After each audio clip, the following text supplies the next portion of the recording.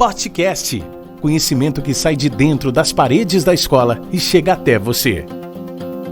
Hoje, os alunos Antônio e Caleb conversam com a veterinária Cássia Fiuza sobre a carreira de uma médica veterinária. Oi, eu sou o Antônio, do primeiro ano. Eu sou o Caleb, também do primeiro ano. Hoje, no nosso podcast, a gente está aqui com a doutora Cássia Fiuza, médica veterinária. Muito prazer. Prazer meu também de ter vocês, comigo. E hoje, o nosso tema abordado vai ser um pouco mais sobre a carreira da medicina veterinária. E como uma primeira pergunta para a gente começar, qual é o porte de animais que você atende? Atendo pequenos animais, que inclui os gatos, os cachorros, que são os felinos, e os caninos. Você pode contar um pouco pra gente como é que foi a sua trajetória? Da faculdade? Isso. Tá. Nada fácil, já falo para vocês irem se preparando. Comecei na faculdade depois de um tempo já tinha parado de estudar há um bom tempo, há mais ou menos 20 anos, quando eu voltei. E é complicado porque daí você já tem família, tem filho, tem marido, Eu trabalhava fora, aí você tem que abrir mão de trabalhar, porque senão não dá conta. E foi. Aí você, durante a faculdade, você faz estágios, você procura clínicas com áreas diferentes uma das outras, para você poder saber qual é a área que você se identifica mais, para poder trabalhar depois. E os desafios que você enfrentou, profissional assim, na área da veterinária, quais foram, assim, que você mais enfrentou na veterinária? Eu acho que o desafio maior é quando você para muito tempo de estudar para retomar depois, porque você fica totalmente desatualizado. E em relação às escolas, às faculdades, tudo vai se atualizando. E quando você sai, você perde contato, você fica isolado, E tudo vai progredindo, vai ter coisa nova, método novo, e você fica meio perdidão quando volta. Aí até você engrenar, pegar o ritmo de estudar, como que eu vou dizer, de ver o material que eles passam, conteúdo, para você estudar para a prova, porque cada professor aí tem um jeito de passar os conteúdos, como que eles vão pedir esses conteúdos nas provas. Então eu acho que é um desafio muito grande para quem para de estudar. Eu estou falando isso no meu caso.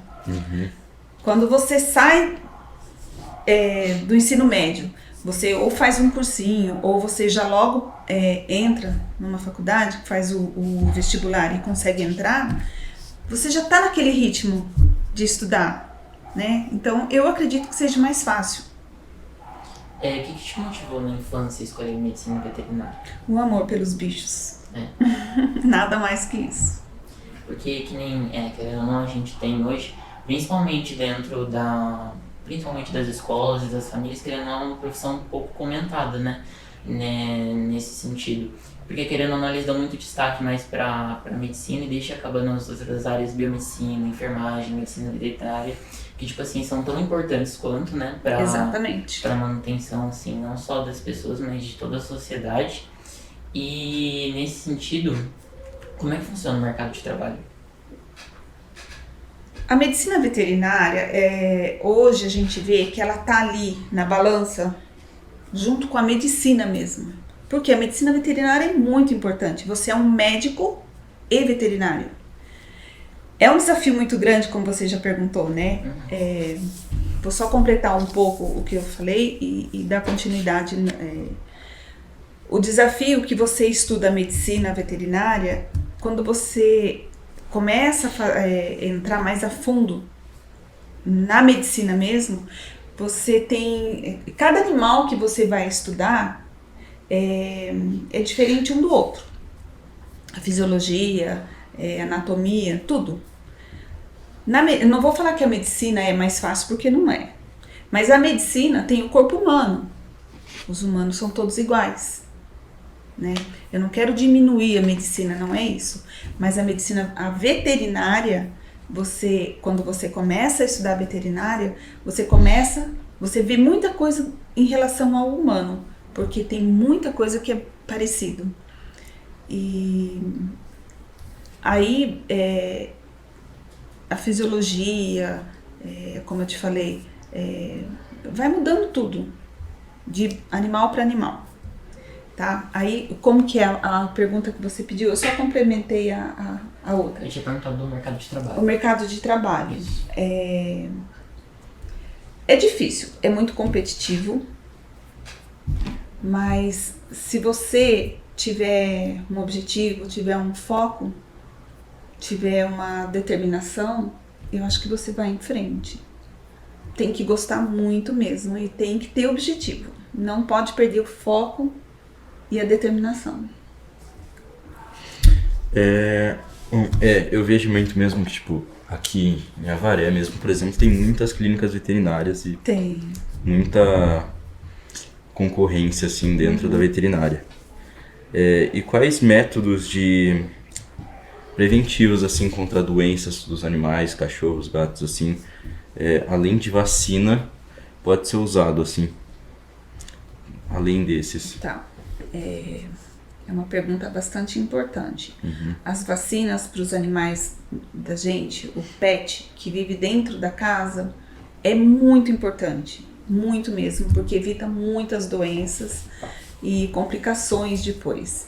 E o método preventivo, além das vacinas, são os exames que devem ser feitos periodicamente e principalmente um controle do médico veterinário periódico também em consultas, porque você leva um animal, vamos dizer, a cada 6 meses, a cada 1 ano, se tem alguma coisa, mesmo que ele não demonstre nenhuma alteração clínica, o médico veterinário, através de um exame, de uma consulta, ele pode diagnosticar e antecipar um tratamento preventivo que seja mais fácil do que o curativo depois.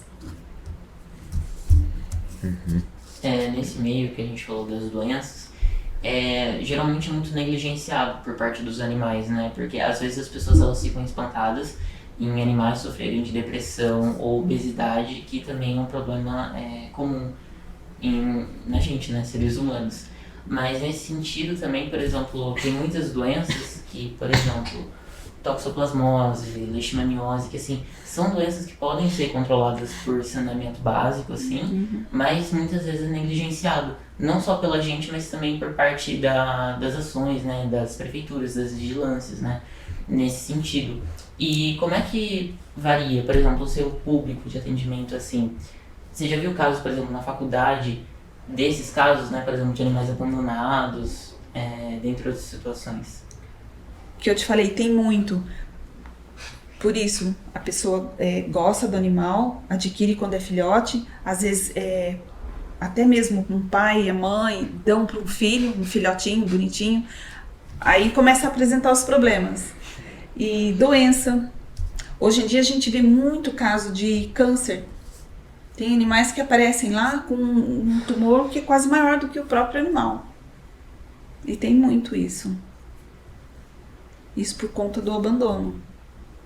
Porque tem um animal dentro de casa, ele não precisa só de água e comida, ou água e a ração. Ele precisa de um atendimento do médico veterinário, de um acompanhamento, de um profissional. Bom, e dentro dos atendimentos, assim, sempre pode ter, assim, animais diferentes. Você já atendeu algum animal selvagem, clínica, assim, que chegou pra você? Já. Ou fora da clínica também? Já, fora e dentro. Em clínica ainda não, porque não tem uma clínica fixa onde eu ainda trabalho, mas eu trabalho no hospital. Não sei se vocês conhecem o hospital veterinário, hospital escola, né?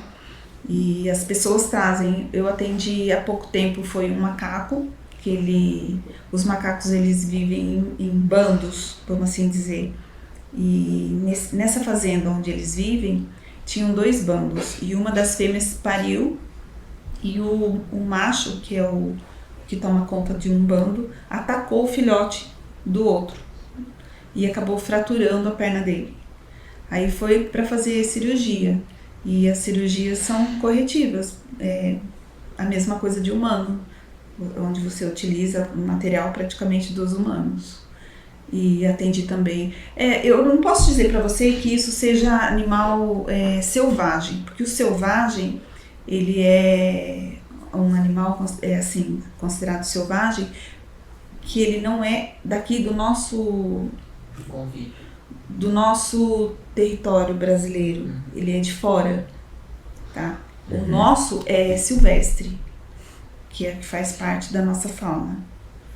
E o macaco é um silvestre. E também uma garça. Eu não sei se vocês conheciam pessoas aqui que gostam de ir para a represa.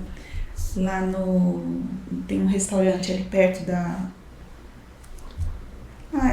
eu não vou lembrar o nome do restaurante, mas eu lembro o nome dela. Era a Xuxa, a garça.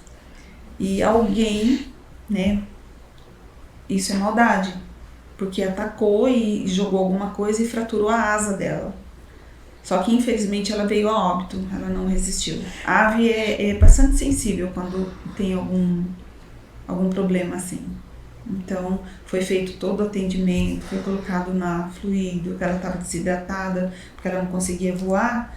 E a garça, ela voa bastante para procurar os alimentos. E ela ficou muito tempo sem comer, sem beber. Então, quando ela chegou, quando resgataram, que viram que ela estava com problema, já estava assim muito desidratada, muito desnutrida. Então, infelizmente, não deu tempo de socorrer. E já atendi cobra, que também é da nossa fauna, que é fugiu o nome dela agora. Não é a sucuri, é a outra, que é menor. Não vou lembrar o nome agora para falar para vocês. E eu acho que só de silvestre, né? Foi só. Dentre esses casos que você já atendeu durante sua carreira, quais assim tiveram maior destaque? No sentido de maior dificuldade ou por um lado emocional que influenciou mais? Tem um caso sim, inclusive foi um ex-professor meu que pediu para ajudar. Eu até trabalhava com ele na época, logo que eu saí da faculdade, eu comecei a trabalhar com ele. E como ele estava com bastante atendimento, ele não podia ir, era um caso que ele quis passar para mim, que eu dava conta sozinha, sem a presença dele. Perto de Piraju, um casal, eles tinham um Golden, não sei se vocês conhecem, é um cão. E ele tinha um câncer e não tinha mais o que fazer, né? Inoperável, ele já estava ficando sem comer, sem beber, ele ainda estava bonito e tinha que fazer eutanásia para ele não entrar em sofrimento. Ele já estava em sofrimento, mas não agudo, sabe? Não. Aí pediu para eu ir fazer essa eutanásia. Então isso foi um caso bem difícil, porque quando eu cheguei na fazenda, ele veio de encontro comigo, balançando o rabinho e fazendo festa. Entendi. E eu fui lá para fazer a eutanásia dele. Então a gente convive com esses desafios. E você chega lá, você não sabe o que você vai encontrar. Você tem que preparar. E o emocional tem que ajudar bastante, tem que ser bem preparado. Bom, e algum caso assim estranho ou divertido, assim, ou bem diferente que você já atendeu? Diferente? Estranho? Eu acho que nenhum. Porque... Não, nenhum. Diferente, também numa fazenda fui fazer um atendimento de um cliente meu que ele tinha bastante cachorro. Não foi nem diferente, tá? Foi engraçado. Fui para fazer vacina de raiva, controle. E aí vacinei todos os cachorros que estavam soltos, cachorro grande, tinha pitbull, tinha o vira-lata, que é o SRD, né? Sem raça definida. E por último ficou um vira-latinha, o menor deles. Só que o mais chatinho, mais bravo, que ele estava na corrente, estava preso. Aí o caseiro falou assim, não, vamos lá, ele estava longe até, afastado dos outros. Aí apliquei a vacina, ele estava segurando, tudo foi contido, né? E quando eu apliquei a vacina, ele já soltou e o cachorro veio pra cima de mim e me mordeu. Me mordeu bem no traseiro. E rasgou a minha calça. E a gente tava a campo, eu tava no meio do pasto. Aí até eu correr pro meu carro, eu tava andando lá com a roupa rasgada. Então foi engraçado até. Mais entrando na área, por exemplo, do convívio, né, entre os humanos e os animais, você acha que, por exemplo, no sentido, por exemplo, da ansiedade ou depressão, esses animais eles podem ajudar a gente? Pode. Eu acredito que possa, porque já vi casos de pessoas, não em quadros assim, muito severos, né? Porque aí a pessoa também não tem nem condições de cuidar do animal, de conviver com ele, né? Mas em pessoas que têm casos leves de uma depressão, eu acho que ajuda, porque o animal tá sempre ali, chamou, ele tá ali, né? Tá sempre fazendo festa e ocupa a pessoa, né? E o cachorro, o gato, eles interagem. O gato de uma maneira, cada um na sua peculiaridade. O cachorro de um jeito, o gato de outro, eles interagem com o dono e eles escolhem um dono. Se você alimenta, se você dá água, você dá carinho, eles vão com quem trata bem, né? Então eu acho que isso é importante. Ajuda sim. Bom, dentre os caminhos, as áreas da veterinária que ainda não foram muito explorados, assim, quais você acha que seriam mais interessantes e atrativos assim, para os recém-formados hoje na medicina veterinária? Bom, vou responder por mim, todas as áreas, mas a que eu mais gosto é a cirurgia, mas tem áreas, a oftalmologia, oncologia, a parte de alimento, sabe, a produção de alimento, balanceamento, você estudar, isso daí são todas áreas que estão em crescimento. Hoje em dia a gente sabe que tem maquiadores para cavalo, para bovino, né, para leilão, para apresentação. Então são áreas que vão aparecendo. Tem manicure, pedicure. Então a gente pensa que não tem, né? E aí quando você começa a estudar, começa a ter contato com isso, você começa a perceber que a veterinária não é ali a clínica fechadinha ali dentro de 4 paredes. Abre um leque muito grande de opções para você trabalhar. Como é que é a sua rotina, por exemplo, como lidando diariamente com pessoas e também com animais? Com pessoas é complicado, porque as pessoas são complicadas, não são todas, é lógico. E os animais, eu falo com as pessoas porque muitas vezes o animal chega ali com um problema e o animal não fala, né? Você consegue ver alguma alteração clínica, mas tem dados, tem informações que você tem que pedir para o tutor. E às vezes o tutor esconde de você. Por isso que eu falo que é difícil você conviver com o ser humano, não em relação ser humano, porque você precisa adquirir informações dele para você poder entrar com um tratamento específico para o animal do que ele está apresentando. Então você precisa de dados que sejam bem diretos naquilo, e o tutor às vezes esconde porque ele sabe que não devia ter feito e fez.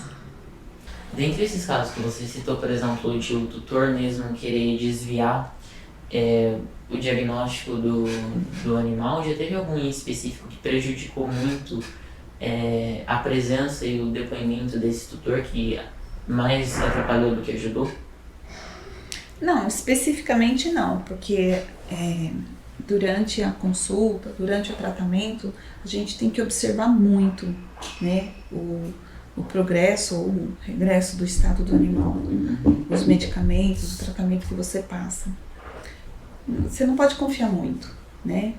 Você tem que adquirir dados em cima daquilo que você está vendo do animal e o que ele está respondendo no tratamento que você passa.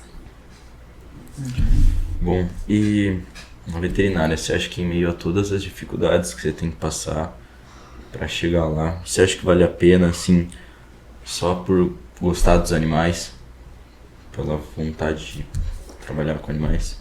Não.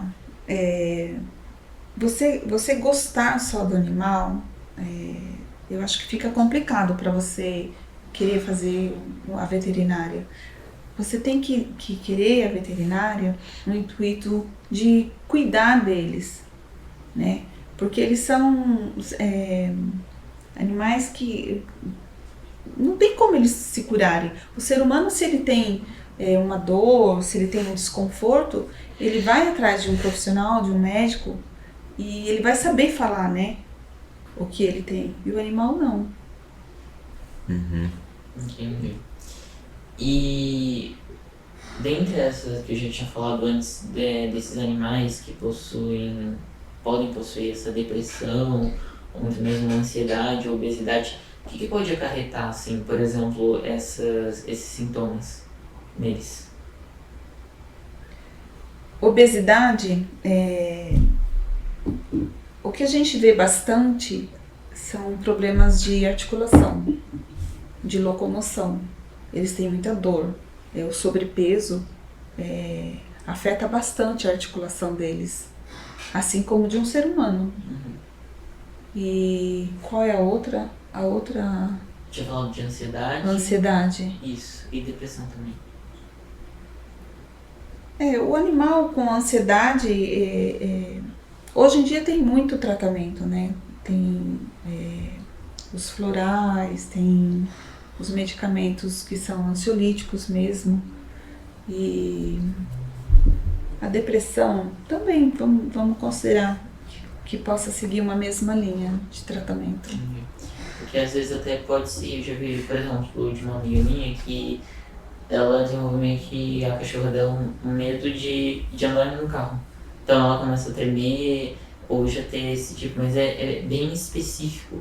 Por exemplo, as situações que ele podem desenvolver. Às vezes a gente até vê uma característica, por exemplo, que pode ser semelhante com a nossa, né? Uma situação específica de estresse ocasionar isso.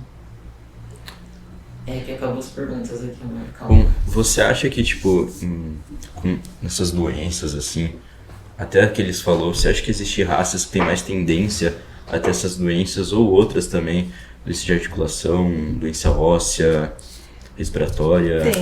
Tem sim. Tem os animais, os cães de grande porte, porque eles são classificados pequeno, médio e grande, né? E os gigantes. Geralmente, os que são maiores, eles têm bastante... vamos falar do Rottweiler, vamos falar do Pitbull, do Dog Alemão, né? São cachorros grandes. Eles têm sim, probabilidade de ter mais acometimento.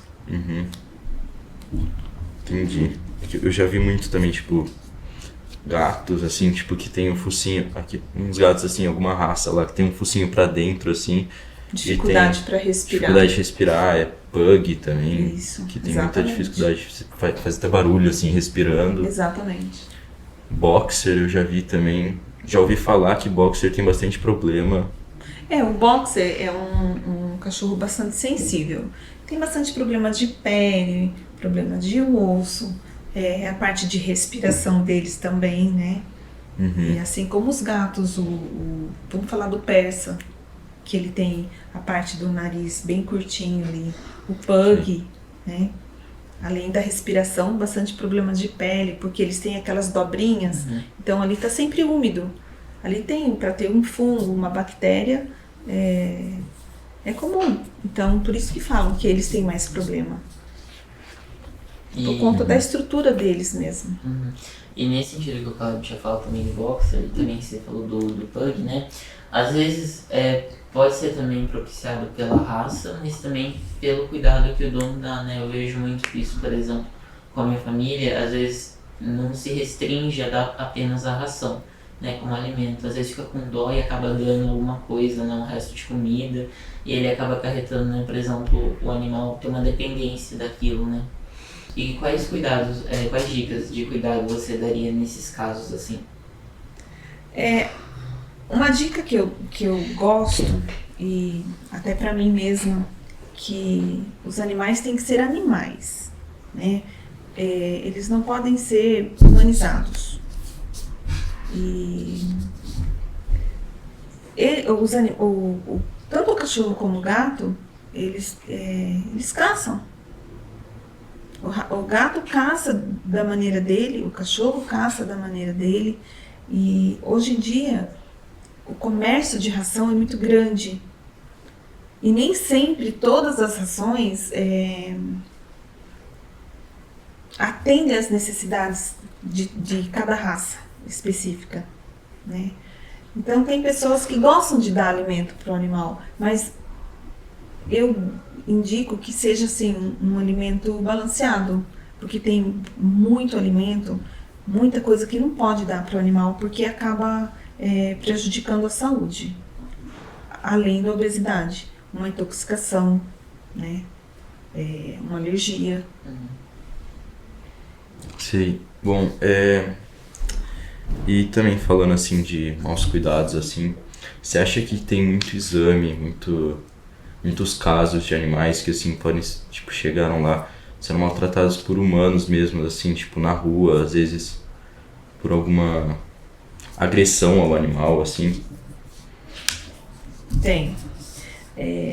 Eu vou falar que a agressão, ela não é só um espancamento, um chute, uma vassourada, né? A agressão,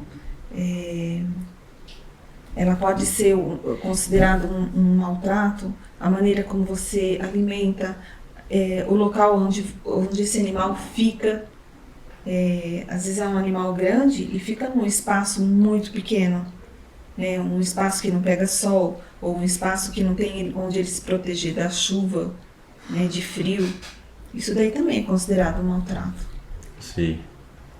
Quais são as doenças que você mais recebe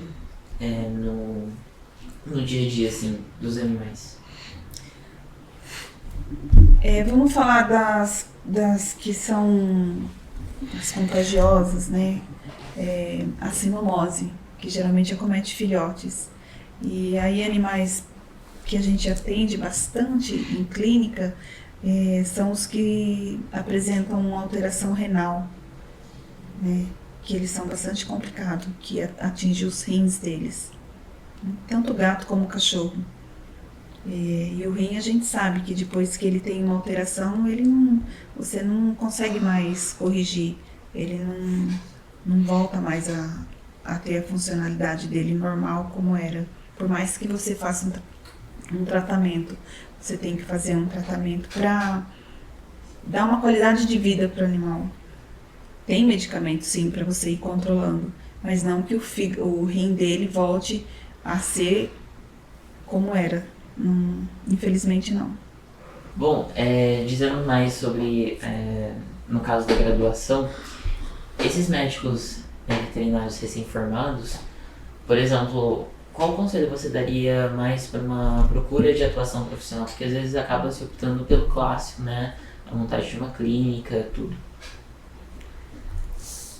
Às vezes no começo você não deve montar uma clínica.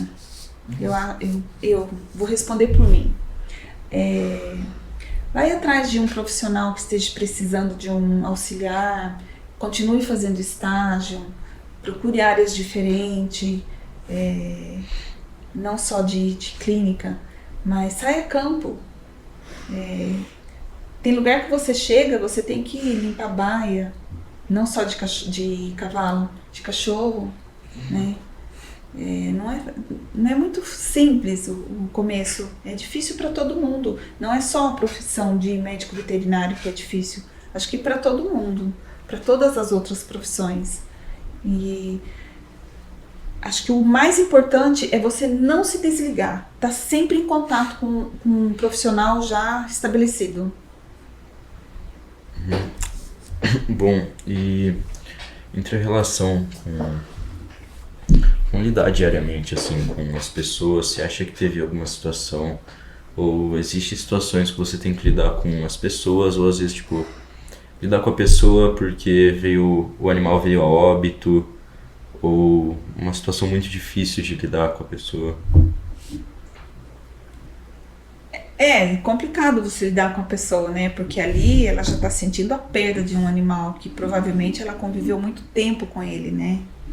E tanto é que durante a graduação você tem um semestre que você tem noções de psicologia para você poder atender esse tipo de caso mesmo.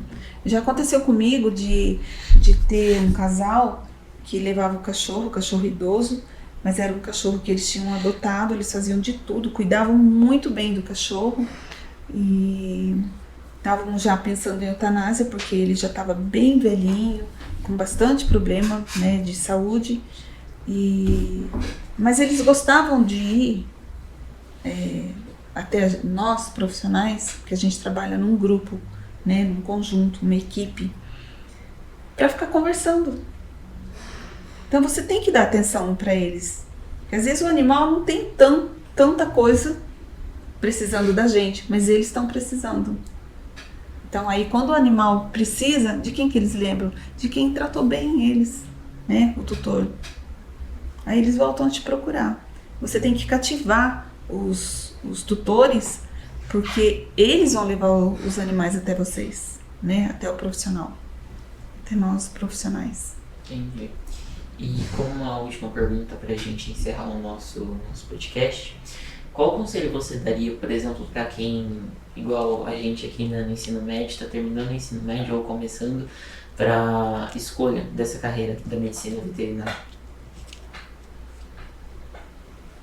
Que vocês não parem de não dê muito intervalo, igual aconteceu comigo, de estudar. Vocês estão aqui, se preparem para fazer um vestibular e vão atrás de conhecer as áreas.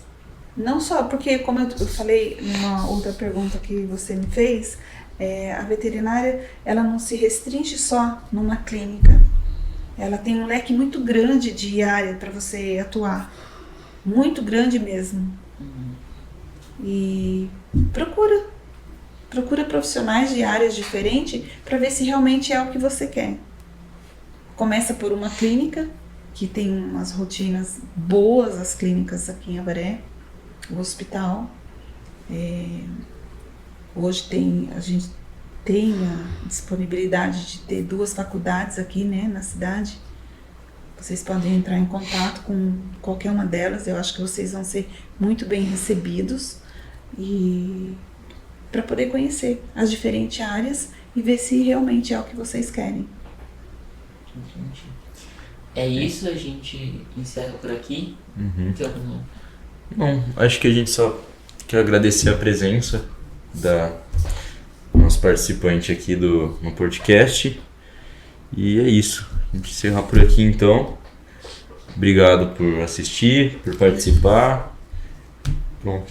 Também agradeço a vocês pela oportunidade. E se tiverem alguma dúvida, alguma coisa fora do podcast, quiserem procurar, estou à disposição de vocês, da escola de um modo geral. Gostaram? Então compartilhem o conhecimento e sigam nossas redes sociais. Facebook, Portinari Colégio. Instagram, Colégio Portinari Avaré. Canal do YouTube, Portinari Avaré. E o Spotify, Podcast. Até o próximo podcast.